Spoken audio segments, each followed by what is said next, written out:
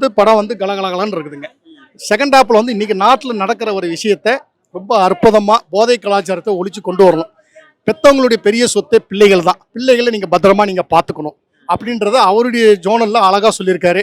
அதில் ஜெயராம் அவர்களாக இருக்கட்டும், ஊர்வசி அவர்களாக இருக்கட்டும், நம்ம இவர் மிஸ்கின் டைரக்டர் இருக்கார் இல்லைங்களா, அவரெல்லாம் ரொம்ப சூப்பராக பண்ணியிருக்காரு. ஒரு ஸ்டேஷனில் ஒரு இன்ஸ்பெக்டர் இருந்தாருன்னா யதார்த்தமான இன்ஸ்பெக்டர் இருக்கார். அவருக்குள்ள ஒரு வழி இருக்கும்ல, அவர் ஒரு பிரச்சனையை சந்திச்சிருப்பார்ல, அவரை வந்து அதுக்காண்டு ஒரு போராடுவார்ல, அதெல்லாம் ரொம்ப அழகாக பண்ணியிருக்காங்க. இன்னைக்கு நாட்டில் போதை கலாச்சாரத்தை ஒழிக்கணும்னா காவல்துறைக்கு நீங்கள் ஃபுல் பவர் கொடுக்கணும். பவர் இல்லைன்னா எதுவுமே இங்கே வந்து சாத்தியக்கூறு கிடையாது.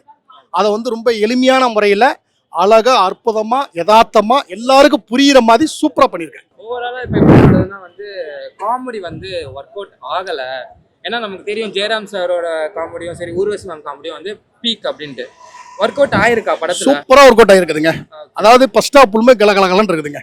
செகண்ட் ஹாஃப்லையும் பெரிய, அதாவது எல்லா இடத்துலையும் இது இருக்குதுங்க. எதையுமே நம்ம அடுத்து என்ன நம்மளால கணிக்க முடியல.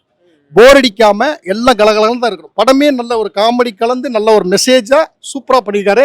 இன்னைக்கு குடும்பத்துக்கும் மக்களுக்கும் நாட்டுக்கும் தேவையான படம். பரிமளான் கோ மிகப்பெரிய வெற்றி படமாக அமைஞ்சு வரணும். எல்லாரும் இன்னைக்கு பார்க்கக்கூடிய படமாக அது அமையும். நன்றி. பாடல்கள் எப்படி இருக்கு? நல்லா இருக்குதுங்க. பாடல்கள் ஓகே, நல்ல மெசேஜ். இந்த படம் வந்து நீங்க பாத்தீங்கன்னா வீட்டில் நடக்கிற ஒரு விஷயத்த ரொம்ப அழகா யதார்த்தமா சொல்லியிருக்காரு. யதார்த்தத்துக்கு என்னைக்குமே வேல்யூ ஜாஸ்திங்க. யதார்த்தம் வந்து எல்லா இடத்துலையுமே ஜெயிச்சிரும். கொஞ்சம் லேட் ஆகும், ஆனா அதுதான் வந்து பர்மனண்டா வந்து உட்காரும். ஒருத்தர் நடிகரானா நமக்கு தெரிஞ்சு போயிடும். இந்த படத்துல எல்லாருமே வாழ்ந்துருக்கிறாங்க. எல்லா நடிகர்களுமே வந்து அவங்க நடிகர்கள்னு சொல்ல முடியாது. ஜெயராம் சாரை நான் என்னையா நான் பாத்துக்கிட்டேன். அதுல இந்த சொர்ணாக்கா கேரக்டர்ல ஒரு அம்மா பண்ணியிருக்குது.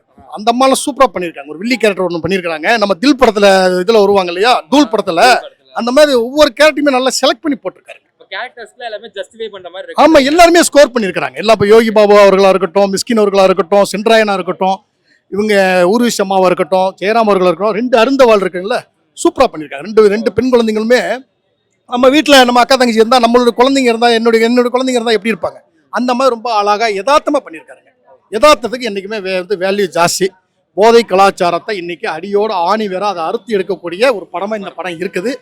காவல்துறைக்கு நீங்கள் ஃபுல் பவர் கொடுத்தா இதெல்லாம் நடக்கிறதுக்குண்டான சாத்தியக்கூறு. ரொம்ப நல்ல படங்க. நன்றி. ஓவரால் நீங்கள் படத்துக்கு எவ்வளோ ரேட்டிங் கொடுப்பீங்க? ஹையஸ்ட்டாக என்ன கொடுப்பீங்க நீங்கள்? 10 தான் கொடுப்பேன்.